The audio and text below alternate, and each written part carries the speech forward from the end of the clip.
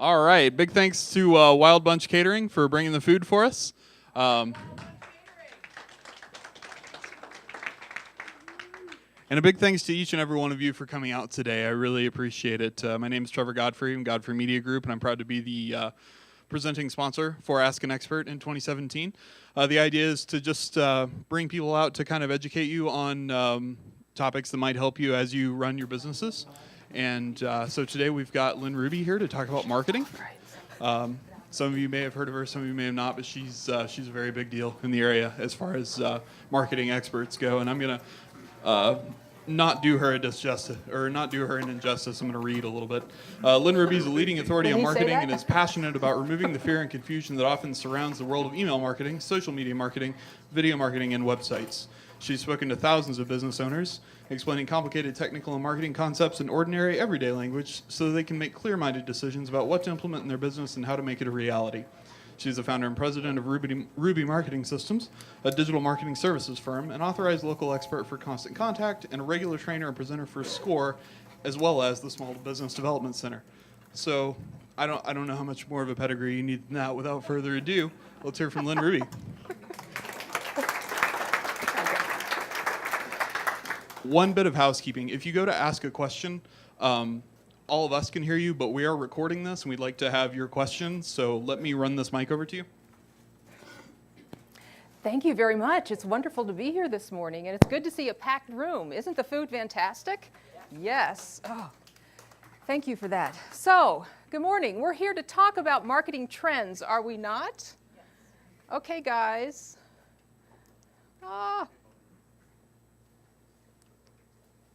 Does it need to be turned on or something?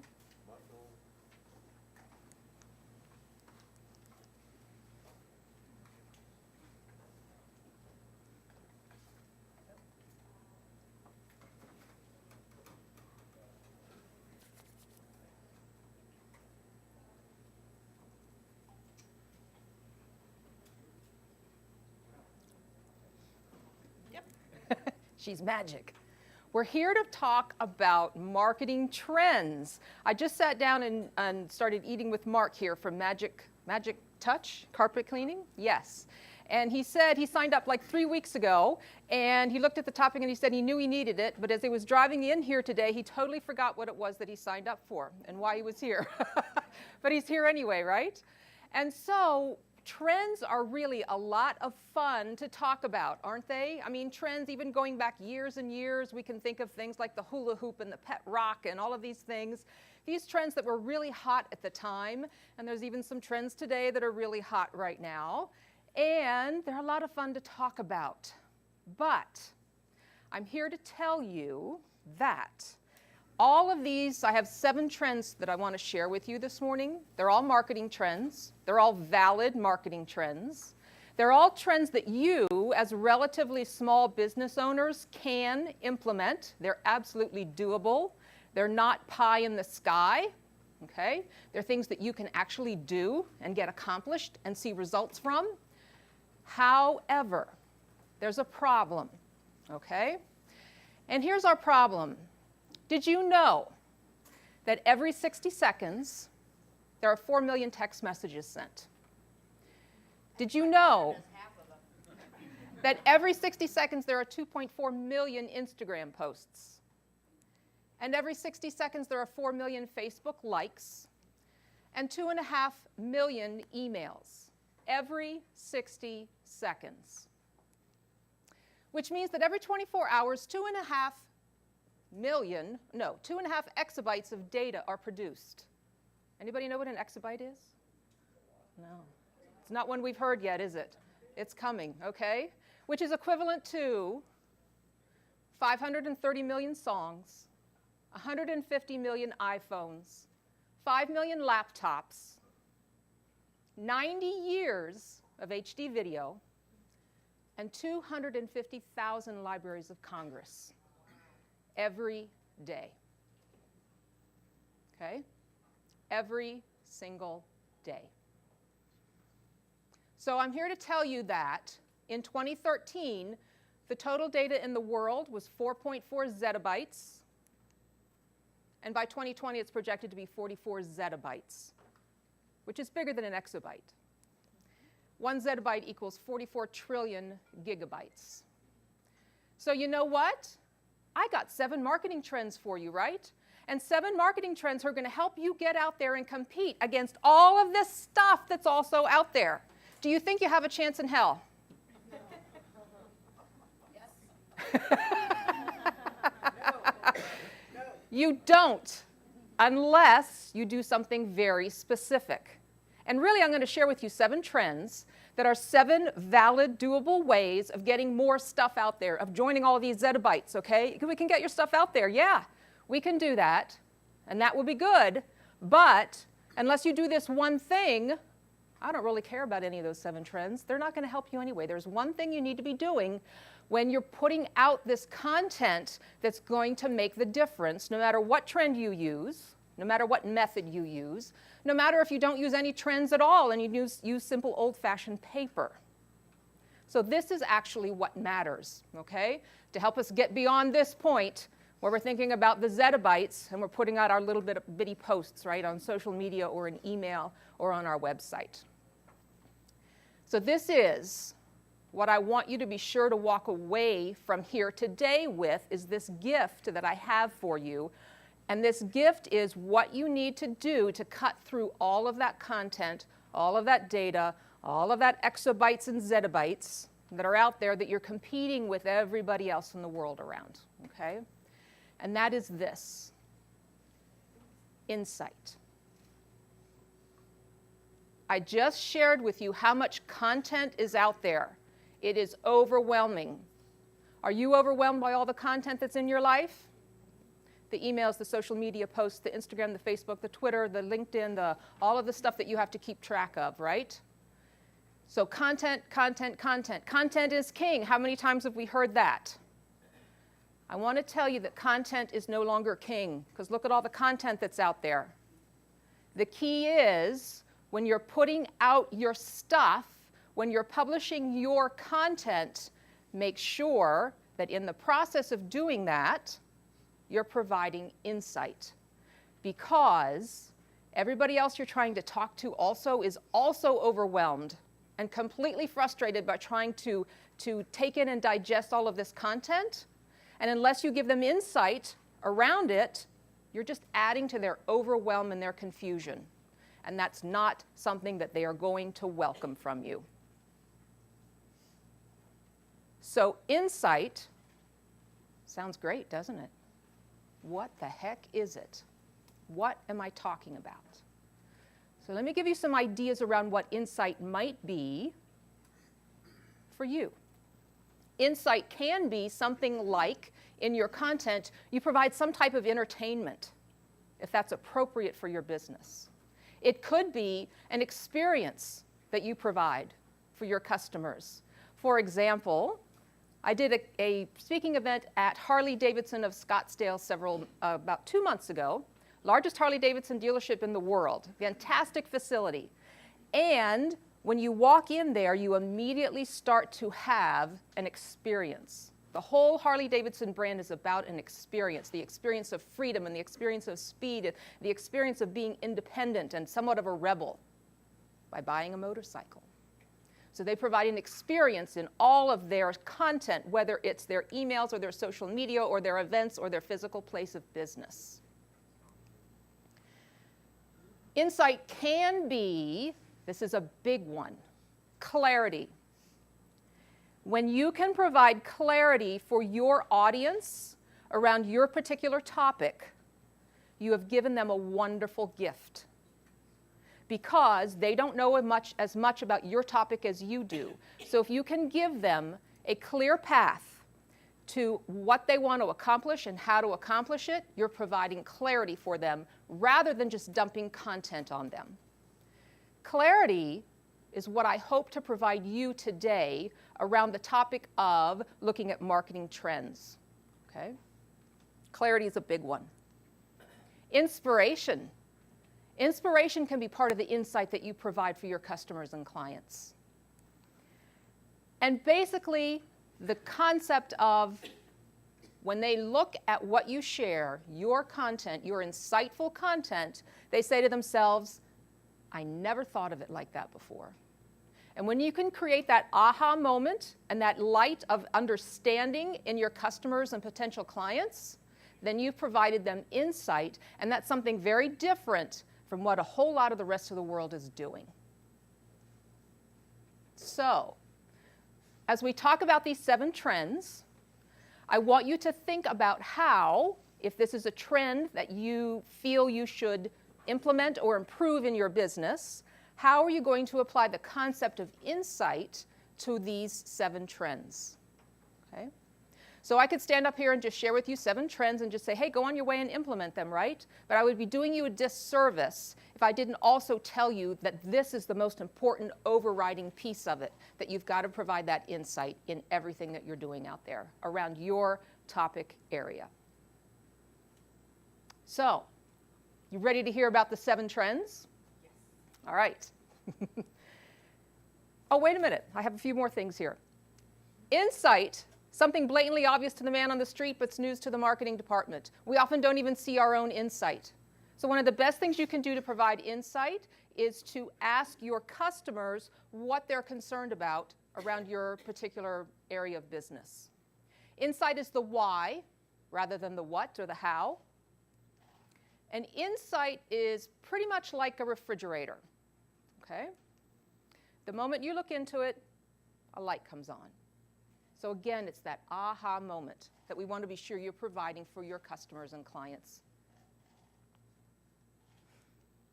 So let's talk about our 7 trends and remember this overriding concept of insight.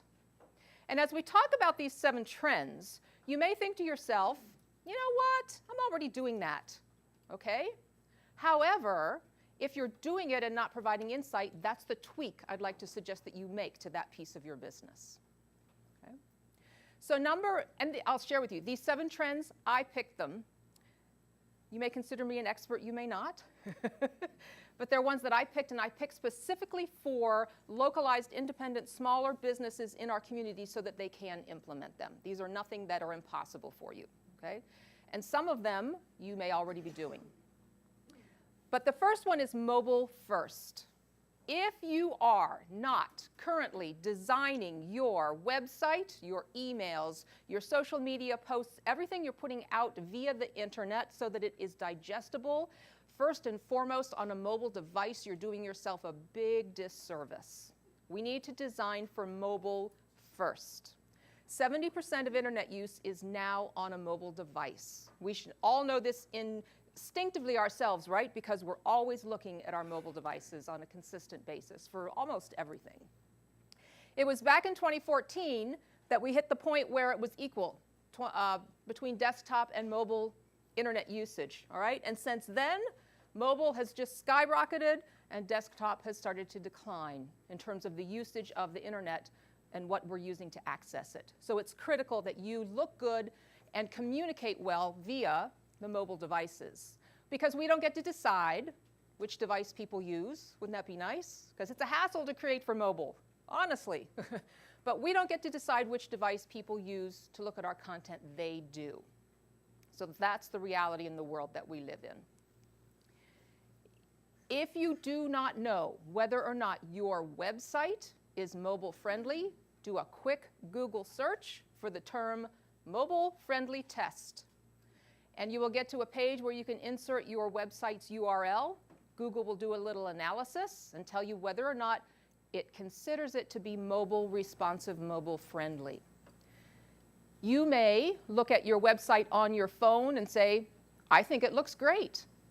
And that's fine, but we need to be sure that Google considers your site mobile friendly, not you looking at it on your phone. It needs to be classified that way by Google for their purposes. So you'll get back a result like this if your page is not mobile friendly, and a result like this if your page is mobile friendly. Real quick test to do for yourself just to make sure that you're doing good in terms of mobile friendliness when it comes to Google. This is a priority with Google because they want their users to have a really good experience. It was in April a year ago that they began penalizing non-mobile friendly sites. They're not showing up in the searches on mobile devices if they're not mobile friendly. Okay? And it was January of this year that Google put in a penalty for what's called intrusive pop-ups. Intrusive pop-ups? Isn't a pop-up always intrusive, right? Intrusive pop-ups, those pop-ups that come up on your phone and they obliterate the entire screen. You can't see a thing. So Google's penalizing. Google is slowly making sure that they're penalizing people who are not being mobile friendly in multiple different ways. So you have to pay attention to that. And then, if you're thinking to yourself, well, you know what? We already have a mobile friendly website. We're doing everything fine with our emails in terms of mobile friendliness. Yeah, we got the social media going on. We're managing that via mobile. We're good with the mobile stuff. Take a little bit of a deeper look, because keeping the technology so that it's looking good on the device is a little bit different from asking yourself if your content is easy to digest on a mobile device. Because we don't use our mobile devices the same way as we use our desktop. With our desktop, we sit there and stare, right? Drink our coffee and stare. With our mobile devices, we look at it and we put it down. We look at it and we put it down. We're in a meeting and we look at our phone to check for the email, right? And then we put it down. We got a tweet. Oh, who tweeted me? Oh, somebody, okay, you know. So we interact in micro interactions. And if you're putting out content that I have to sit and read and read and read, and it's hard to read and there's so much of it and I have to scroll, I'm not going to even bother to look at it. So evaluate your content on mobile devices as to whether or not it's digestible in micro interaction amounts of time. Critical for a mobile device. Okay? So that's our number one trend, is mobile first. Number two, online reputation management. So, do you know what people are saying about you out there? Do you know what people are saying on Yelp, or giving you reviews on Facebook, or TripAdvisor, or any other Angie's List, or anything like that? Are you aware of what's going on? It's important that you manage and take control of your online reputation. We're living in what I call a new trust economy, right? We are being transformed by what we trust. Social media is transforming that. More people will go onto Facebook and ask for recommendations for a plumber or a carpet cleaner or a place to travel to than they ever used to. And they'll trust reviews on Yelp of complete strangers more so than they will their neighbors and friends and family.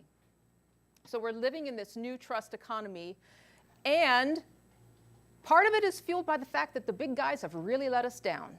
The big banks, the big corporations have really failed us. They have lost our trust. And so, as a small business owner, you have an enormous advantage. You are assumed to be more trustworthy than the big guys, at least at the outset, and at least until you ruin that trust. So don't ruin it for yourself. So your online reputation is very important. 84% of people trust online reviews as much as a personal recommendation. As much as if a trusted friend stood in front of you and said, I think you should use these folks. 90% of consumers read less than 10 reviews before forming an opinion. So if you have reviews on Yelp or whatever review site is appropriate for you and you have less than 10, that's a problem. If you have 10 but they're a year old, you've got a problem. So it's something that needs to be consistently managed. You can pay for reach, but you can't buy that trust. So it's something that you've got to put as a priority in your business. You cannot set it and forget it. 73% of consumers think reviews older than 3 months are no longer relevant. So if you've got great reviews from even 6 months ago, it's time to get those upgraded. 7 out of 10 consumers will leave a review if asked. So that becomes part of your job, is to build into your processes a way to consistently ask for those reviews. At the basic If you have not done anything with your online reputation at this point, managing it, here's some basic steps I recommend, is to set up a Google alert for your company. For variations of your company's spelling, for your name, if you're the public face of the company, for variations of the spelling of your name, if you're the face of the public company. And if you do that, you'll get an email from Google that's telling you where you're appearing and where your company name is appearing out on the internet, when and if it does at any point, so that you can proactively address those things, encourage more of the good reviews and comments, and handle appropriately the ones that may not be so good. Check your score. You can go to a site such as yext.com, type in, I think it's your company name, your phone number, and one other piece of data, and Yext will go out everywhere, to Google, to all the social media sites, to Yelp, to TripAdvisor, to et cetera, and find where you're listed and where you're listed correctly and where you're listed incorrectly, and give you a score. And you can then either choose to buy Yext services to complete all of those data points on those sites, or you can plow through them yourself and fix all of that online for yourself. Because there'd be nothing worse than somebody going to a review site that you don't even know you're listed on, and they have the wrong address, or they have the wrong hours, or the wrong phone number. That's a lost opportunity, a lost customer for you. So make sure you're listed correctly on all those sites. At the very least, put someone in charge of managing your online reputation. That might be you, that might be somebody in your company, but make it somebody's priority so that it doesn't just slip by and become one of those things that, oh, we'll get to one day, and if you don't get to it for 3 months, you've got reviews out there that need to be upgraded. Okay? So that's our trend number 2. Doable, right? Something you should do. Number 3, social media. Social media is now pay to play. Did you realize that? You probably realized that, didn't you? Right? I want you to think of social media as another paid media source, starting with Facebook. How many of you have seen in the last year, even 18 months, your posts on Facebook just going like this, right? Used to be, we could put out organic posts that we did not have to pay to advertise, organic posts, and lots of people would see them, and lots of people would comment on them. That is slowly going away, not on Facebook, but on other platforms as well. Back in 2012, when you put out a post organically, the reach on average was about 16%. So I'm not good at math, so I make the math easy. That means if you had 1,000 fans on your Facebook page, back in 2012, on average, 160, is that right? People would see it back in 2012. Fast forward 2013, 2014, 6.5%. Only 2 years later, it like cut in half. So that means about 65. What was that, 65? No. Yes, okay, would see that post. So what do you think organic reach is at today? What's the percentage? 2. Yes, 2%. It's at about 2.62%. Now, that means hardly anybody's going to see your post when you put it out there organically, right? I have some more good news for you around this, and that is that this statistic is around every single industry that's out there on Facebook. So it includes the really big guys as well as the really small guys. And when you start carving out all the big guys, this number does go up for the smaller businesses, because we have a smaller audience and we have a more loyal audience on social media. So you should be having organic reach somewhere north of 2.6% as a small business owner. So if you want to know how to find out what your actual number is, what your percentage is, and how it ranks against this 2% number, I've got a webinar that I can share with you that talks about the 4 numbers you should be tracking on Facebook, and this is one of them, okay, and where to find that. I'll be glad to share that with you afterwards. So Facebook is now at about 2.6% for organic reach, and it will eventually arrive at 0. So get ready for pay to play. And here's how I recommend you do that. If you haven't already dived into advertising on Facebook or anywhere else, social media-wise, and even actually if you have, okay? As independent businesses, we want to be sure that what we're doing and how we're spending our resources and our time and our money is time and money well spent. So one of the worst things you can do is just dive into advertising without any kind of idea about what your past performance has been, because then you're just spending money on Facebook to educate yourself when you could do that organically. So first of all, already know what type of content your audience likes and wants. And what I mean by that is kind of two things. Do they prefer video over text? Do you know the answer to that on your audience? Do they prefer text over pictures?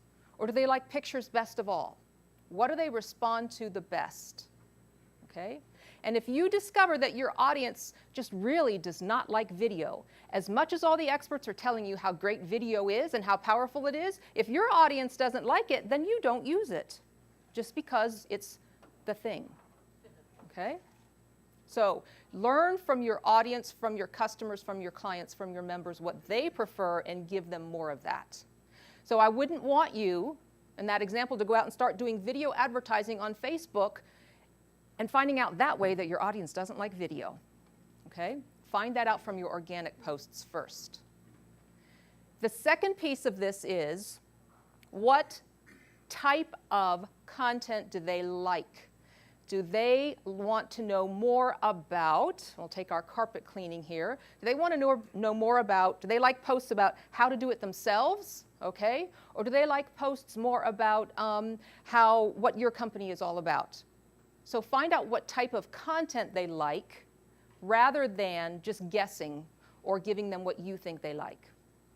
Look at your statistics of your organic social media posts and see what is resonating, and then start your advertising with that type of content, because you already know that your audience prefers that.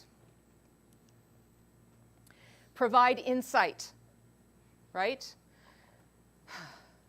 Facebook in particular, if you feel like, oh my gosh, it's Thursday and I haven't done a post all week, we better put a post out on Facebook. We haven't done anything. What do we got?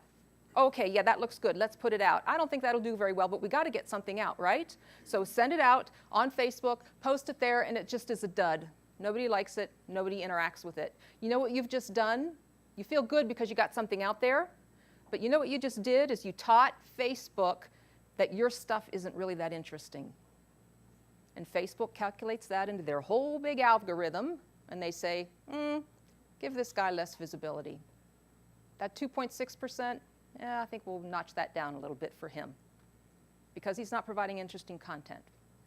So when you provide insight, when you provide content that your audience likes, and you get engagement and reaction to it, Facebook says, oh, yeah, they're really connecting with their audience. We like that. We're going to give them more visibility. So just putting out a post for putting out a post's sake does you more harm than good. And then learn Facebook advertising now. It is not an easy thing to learn, or hire somebody, or have somebody on your team learn Facebook advertising, and start with that content and the content type that you know your audience prefers. Okay? So that's our trend number 3, which always leaves everybody on a little bit of a downer. So trend number 4 is actually something pretty cool, all right? Trend number 4 is Facebook Live, okay? So you know what? All that stuff that I just told you about organic reach on Facebook, being 2%, 2.6%, et cetera, really, really low, Facebook Live just like stomps all over that.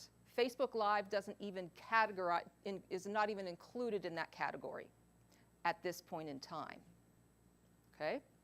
So when you do a Facebook Live video, you are automatically shot to the top of the news feed of your fans. That 2%, that's gone out the window, okay? So you get great visibility with Facebook Live. And I'll tell you, when Facebook Live first came out, I really did not like it, okay? And I think a lot of it is because a lot of people were doing a bad job of it. They still are. But I started thinking about, why is it so interesting? Why is Facebook Live so interesting to everybody? And the reason, part of the reason I think, is because it's like everything old is new again. When television first came out, and everybody had one set that they gathered around and they watched in the evening, right? When they watched television on that tiny little screen, black and white, what they were watching was actually happening real live in time at that point in time. And that's the way television started out. And then we fast forward to, regular television, and then regular television just went 24 hours a day, and then we had videotapes, and then we had DVDs, and then we have Blu-ray, and now we have on-stream live video with Amazon and Hulu and all that kind of stuff, right? So we're kind of reverting back to everything old is new again. Pretty much everybody who remembers live TV is not around anymore. So everything old is new again. And there's that excitement, there's that anticipation of, if it's live, who knows what's going to happen, right? Did I just offend somebody in the audience who remembers live TV? I'm sorry. As I said that, I thought to myself, oh, that's not true. But there's this excitement and anticipation to it that who knows what's going to happen. Like with Dancing with the Stars, when Marie Osmond just fainted dead away on the floor. It was kind of exciting, and you couldn't stop watching, right? And here is, if you ever Google this, this is BuzzFeed. They did a live video where they put rubber bands around a watermelon, and they counted each one. They got up to 600, 700, 800, whatever it was, until the watermelon exploded. And it was watched by 800,000 people live, okay? Now, I don't recommend that you do that, but it's fascinating to watch, okay? If you find that video, fast forward to about the 44-second mark and you'll see the explosion, or 44-minute mark and you'll see the explosion, all right? But there's this excitement and anticipation of who knows what's going to happen. Live video is being actually really, really vulnerable because you're live with people and it's being recorded, right? It also creates an intimacy that you don't get other than face-to-face. So Elon Musk did a live stream on how we're going to colonize Mars. Now, do you think that viewers of that live stream actually got a peek into the brain of this man who has this fantastic idea of colonizing Mars? Very, very intimate. So think how you can create that intimacy and that excitement and that anticipation around your business by using live video. Okay? Viewers watch it 3 times longer than regular video. Average recommended length, minimum recommended length for a live video is 20 minutes. Woo! Wait, what? 20 minutes. Yeah. You know why? Because some people come in at the 3-minute mark and leave at the 5-minute mark. Some come in at minute 7 and leave at minute 10. Some come in at the minute 19 and watch till the end, right? It's like people coming in and out of a room to watch you. So if you're only up for 3 minutes, who's going to find you? Okay? They comment 10 times more on live video than regular video. So it's a real powerful way to get a conversation going on live video on social media. Okay? Facebook has said that now that more and more people are watching live videos, we are considering them as a new content type, different from even normal videos, and we're learning how to rank them for people in the newsfeed. So as a first step, we are making a small update to newsfeed, that means their algorithm, so that Facebook live videos are more likely to appear higher in the newsfeed when they are actually live than when they are not. So for the time that you are live, you've shot through that 2% organic reach. Do you imagine that Facebook's going to figure out a way to monetize this? Yes. I think it's coming pretty soon, too, from what I hear. So if you haven't taken advantage of live video yet, and you see a place for that in your business, I would encourage you to get started right away. So it's free for now. Do it, dive in and do it. Okay? I want to share with you a quick little story to encourage you actually to do live video. Because one of the things about live video that people worry about is what they look like, what they sound like, what they're going to say, what people are going to comment. And This is Stephanie. She's with Lutheran Social Services of the Southwest. She came to one of my trainings on live video, and she went back to the office and did it right away. And this was back in November of last year. They were doing a pledge drive. It's a nonprofit organization. And they did a live video on Facebook where she was wearing her ugly Christmas sweater, and she's got her reindeer hat on, and she's carrying her script in her hand, and she's walking around the office, and she's talking to different people and asking them to share stories about the money that's given to Lutheran Social Services and the people that it affects and how it helps them. Stories about mothers and children and families that really benefit from the contributions that are given. And as she walked around, she stumbled over her words. She turned her back to the camera. She dropped her papers a few times and had to pick them up. The camera jiggled every now and then. And you know what? It didn't matter. It didn't matter at all. They wound up raising nearly $40,000, which was a 200% increase from the prior year. So people do not expect you to be perfect on live video. In fact, they don't want you to be perfect on live video. They want you to be your true, authentic self.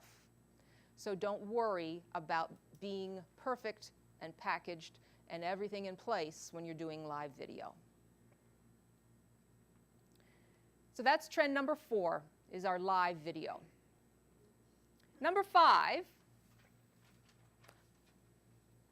180-degree turn. Podcasting. Podcasting? Okay, not kind of as sexy as live video, but you know what? Podcasting grew 23% between 2015 and 2016. Almost 20% of U.S. adults up to age 49 listen to podcasts at least once a month. 64% are on a mobile device, and they stay on for 20 to 40 minutes at a time on average. So if you have the type of audience that wants to learn, that wants to be educated, that wants to digest information, that wants to really get in deep with your insight and your content, podcasting may be the place for you to do that and connect with them in that way. It captures listeners' attention. Again, it's a simple conversation. It's authentic and real, and it respects consumers' intelligence. So if you are thinking that podcasting might be something that a way that you can deliver your insightful content to your audience, I would recommend that you first find podcasts to model, right? Create a list of topics that you know your audience would be interested in. Look at what they've asked you questions about, and start a list of topics that you know will address those questions. And there are plenty of tools out there to learn how to podcast if you want to do it yourself. One of them is Podcast Fast. But podcasting is a great way to really share insightful content for the person who really wants to dive into it and really needs to understand and engage with you in that way. Very powerful. Trend number 6. Expiring social content. Guess what? How many people in the room are on Snapchat? Okay, that's about what I would expect. So Snapchat has generated this idea of expiring social content, which means that it's there for a while and then it disappears. Okay? So 10-second videos are gone after one view, and Snapchat stories last for about 24 hours. They're only up there for a limited amount of time. Do you think this might be a reaction to the whole overwhelm of data that I shared with you in the beginning of all the zettabytes and the exabytes that are out there that nobody can consume, right? So this is kind of flipping the tables and saying, wait a minute, the old way used to be you do a blog post, you put it out there, it's available forever. You do another one the next week and you put it on top of it, and after a year you've got 52 blog posts on your website, and there's all that great content and it's there all the time. And guess what? Now that we're so overwhelmed with content, yeah, that looks like an interesting blog post, but I can read it tomorrow. It'll be there tomorrow. Oh, I could read it next week too, right? Yeah, it'll be there. Yeah, when I need it, it'll be there. and eventually your readers never get to it. So the concept of, hey, it's here, here's some insightful content, it's available for a limited time, and then it's going to disappear. If you're providing really insightful content, then that makes it very, very valuable because, ooh, I better get it now or it's going to be gone. So think how that might be something you could implement in your business if you're in the business of providing type of content that is that valuable. Okay? It's interesting, Snapchat did a survey. What do you like most about Snapchat? I love this one here. My parents don't use it. 30%. That's why they like it. And in fact, Facebook offered $3 billion in cash to buy out Snapchat, and Snapchat said no. Okay? Do you know what Facebook is doing now? They're making their own expiring content. Yeah, and their own Snapchat type of interface. Yep. They should have just taken the money and run. Right? So, trend number 7, believe it or not, is the old-fashioned email marketing. Okay? You may think that email marketing is going away.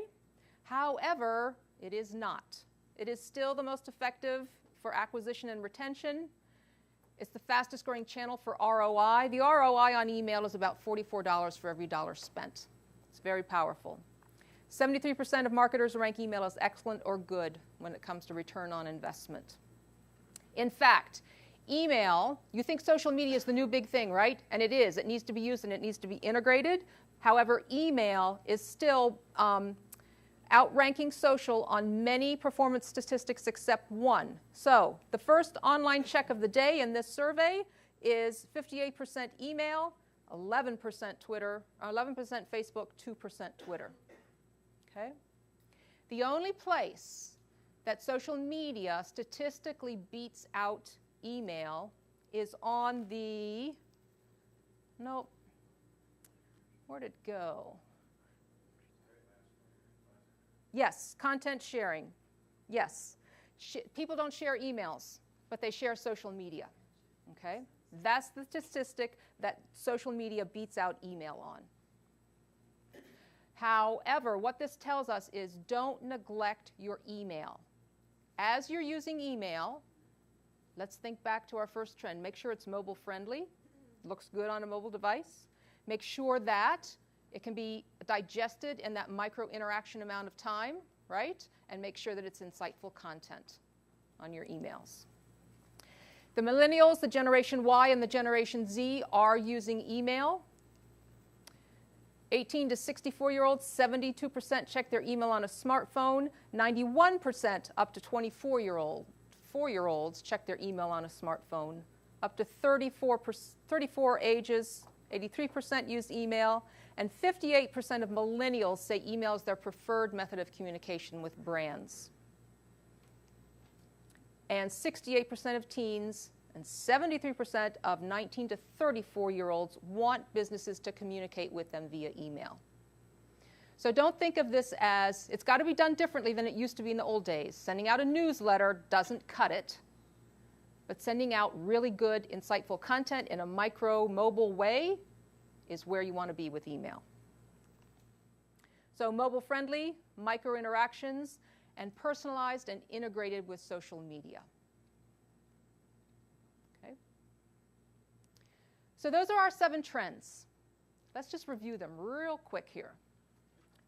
Mobile first, online reputation management, social media, pay to play, Facebook live video, podcasting, expiring content, and email. So what I encourage you to do, because I want to provide clarity, I do not want to overwhelm you. You do not have to do all of these. Okay? Pick the one that you look at and say, oh, I think we should be doing that, or I think we should be doing a better job of that, and implement that in your business. Okay? This is where I do not want you to be. I don't want to add more content to your head that is just going to overwhelm you. Make sure that you just pick one and implement it. So here's my clarity piece for you today. Anybody read the book Essentialism by Greg McKeown? Oh, okay. Fantastic book. So, in our lives, our personal lives, our business lives, on social media, with 7 trends that I've shared with you, we could say to ourselves, I need to do that and that and that and that and that and that and that and that, okay? And the reality is we only have so much time and resources to get this far with each of those things, okay? And our energy just becomes dispersed among all of those different items that we feel we have to do, versus deciding on one thing that we want to go deep on and spending our energy on that, because we know that's where our customers and our clients are and where they want to see us. And look how much deeper you can go in terms of results by spending your energy on those focused 1 or 2 things that you know are going to have the results for you, rather than being distracted by all the other things that experts or other people may tell you you should be doing. So this concept comes from the book called Essentialism by Greg McKeown. Excellent book. I highly recommend it for business and personal. Okay? So in closing, I want you to ask yourself, give yourself clarity.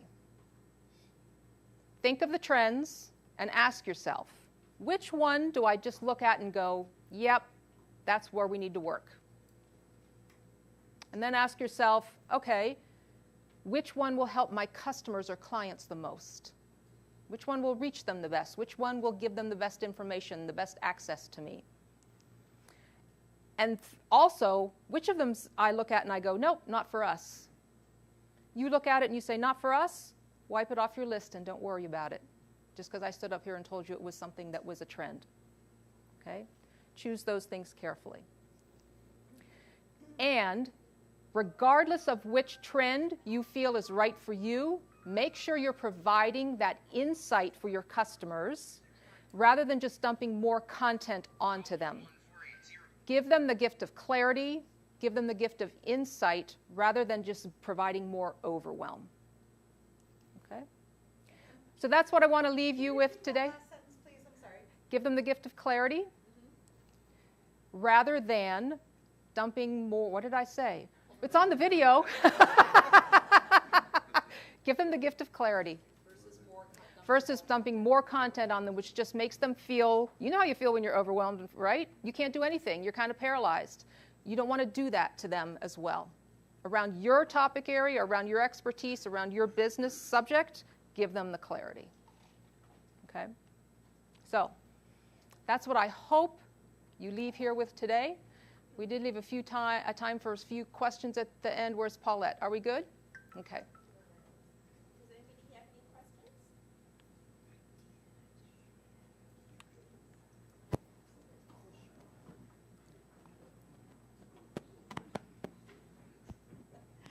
Hi, I'm Denise. I own Divine Gourmet. We're a gourmet food company. And I have a question about your live video content, because I see it on Facebook a lot.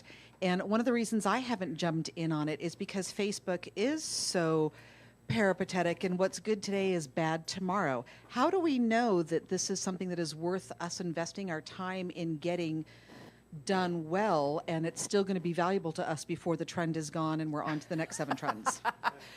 Man, I wish I could answer that question. So you're right. You know, who knows what it will be tomorrow.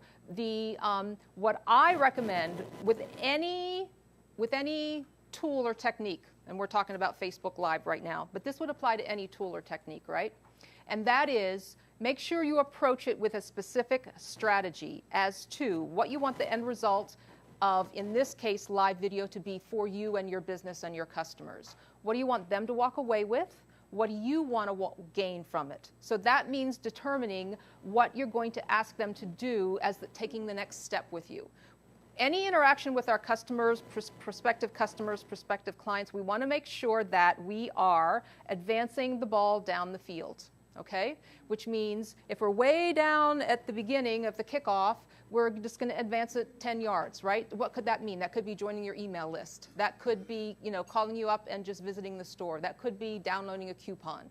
But as you get further down the field, it becomes, closer to the end zone, and you want to kick them over the field. But just make sure that you're consciously moving them forward. So don't just pick up and do a Facebook Live because I want to share this great thing with you, and here you go, and isn't that great, and da-da-da-da-da, without saying, hey, for more of these types of things, go here to my webpage and join my email list, and we'll send you more of this great content. Okay, so make sure you have that strategy in mind to move them down the field, regardless of the technique. Okay. Anybody else have any questions? Ms. Joyce? I have two. In the beginning, you were talking about where do you go on Google to see if your website is mobile friendly? All you have to do is go to Google and do a search for mobile friendly test. Mobile friendly test, okay.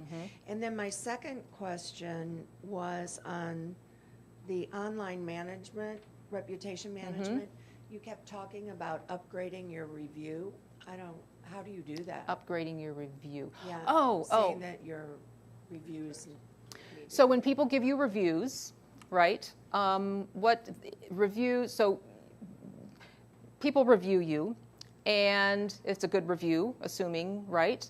Other people who look at those reviews, if the reviews that you have for your company are all older than 3 months, then they're kind of going to be discounted. So what that means is that you can't upgrade your reviews. You can request reviews from your customers and clients in many, many ways, but you have to proactively ask them and make sure that you are consistently asking them, because you need to have a constant churn of them coming in so that none of them are older than 3 months at any point in time. Does that make sense? Yes. Okay. I'm going to get the microphone over here.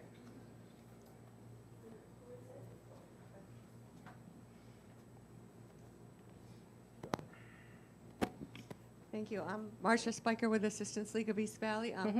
For a Facebook Live, is there an optimal time that you would recommend if you did a little Facebook? Time of day, in other words? No, or time of length of the thing, length of your Oh, presentation. okay. So minimum 20 minutes for a length of a YouTube or a Facebook Live. Yes. Minimum of 20 minutes. So let me share with you a story around that, okay? Not as difficult as you might think. I have a client who's a veterinarian, and I was encouraging him to do Facebook Live. And he kept saying, yeah, we're going to do it. We got the camera and we got this, and we're going to go, we have this event we're going to. And then I'd call him up the next week and he hadn't done it. He said, yeah, we walked into the place and there was too much noise and I don't think the light was right. And, we just didn't feel like we should do it. So we'll do it next week. I called him up the next week. Well, no, we didn't do it because, well, da-da-da-da-da-da. And so I said, okay, I'm coming with you next time and we're going to do it. And we walked, it was a pet adoption at a pet store. An event with lots of people and kids and puppies and right, okay. And we walked in and he goes, wow, I think, look, it's kind of dark and there's too much noise and I don't know about all these kids here. And I said, can I see your camera?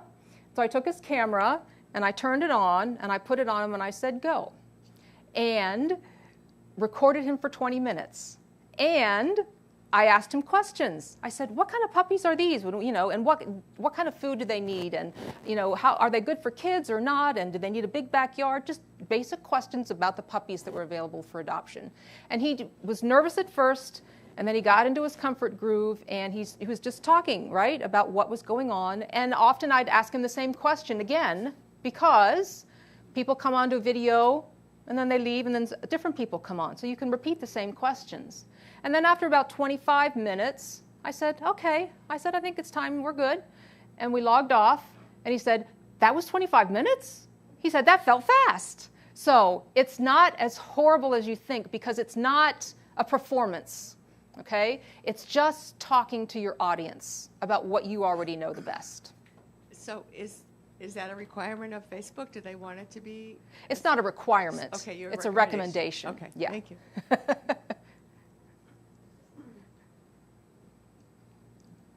Hi. Hi.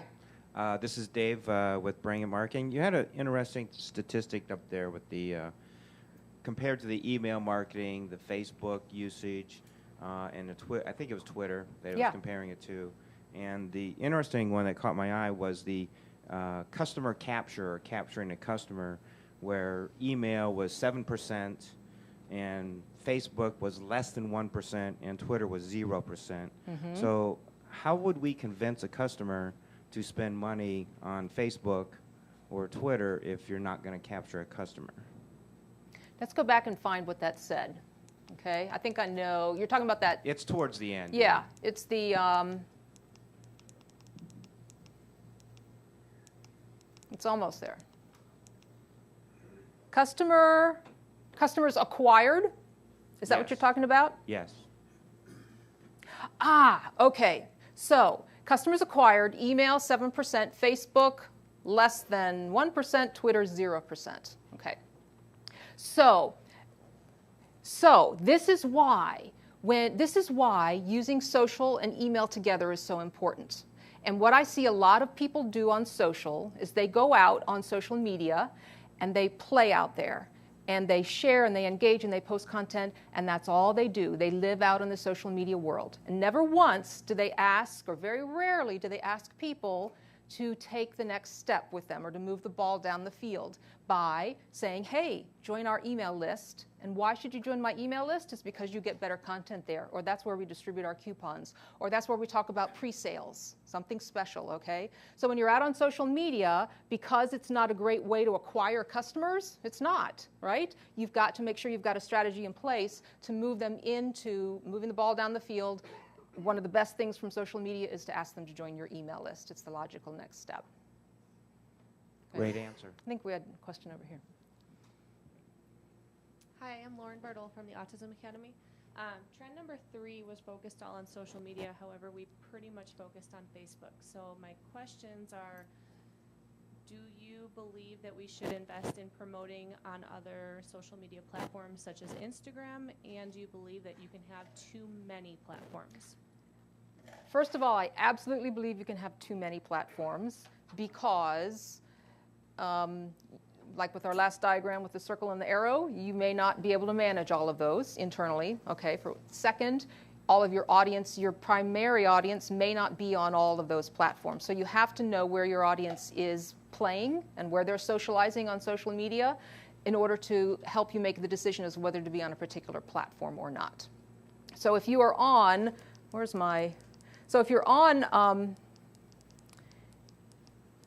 if you're on Facebook, for instance, so if you're on Facebook, for instance, and but none of your audience is, and you're just kind of there because you feel like you have to be there, then people who do find you there are kind of like, well, these guys aren't very active. You know, I don't know what's going on with them. Whereas you might be really active over on Instagram, but they just don't know that. So I don't think you have to be on every single platform. I think you should invest in research as to the best place for you and spend your time and resources on that so that you can really get the results from it rather than just getting a little bit here, a little bit here, a little bit here, a little bit here. Back to your ask yourself, the next one, I think it is. This one and this. Oh, yeah. This? Yeah. Mm-hmm. Mm-hmm. Any other questions? Anybody? All right, well, I think that was fabulous, Lynn. Let's give her a hand. That was great.